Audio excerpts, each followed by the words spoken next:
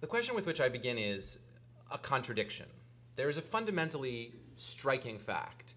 about the difference between the view in the Muslim world of the Sharia, the Islamic legal system, and the view that we hold in the West. In the Muslim world, if you allow free elections, or even relatively free elections, in almost every Muslim country, I don't say every, but in almost every Muslim country, and in every Arabic-speaking country where such elections have been permitted, people advocating an important or central role for the Sharia in governance have won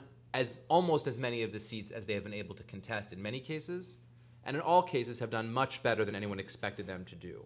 So that means that parties that present themselves as simultaneously democratic and Islamic, and who make as the central plank in their platform the making of Sharia into the source of law, not just a source of law, but the source of law,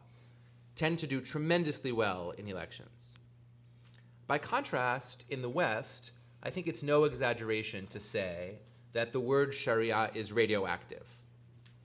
When the Archbishop of Canterbury, who's hardly known as one of the great world advocates of Islam, since he's head of the world's second largest Christian denomination, gave a speech at the Inns of Court, a really academic lecture, and those of you who've actually read it will know what I'm talking about, in which he rather cautiously suggested that under some very narrow circumstances, just as the law of the Church of England governs a whole range of family law matters in England still, despite England's modern status, it might be possible to admit some principles of Islamic law into judgments of family law between Muslims, only when men and women were held equal by the law, and only with the consent of the parties. This led to an outcry that included a call for his resignation. And, he's managing some pretty tough circumstances right now. Things in the Anglican communion are not smooth, having to do with the potential split within that communion. And yet, throughout all of the trouble he's been through, nobody has actively been calling for his resignation until this moment.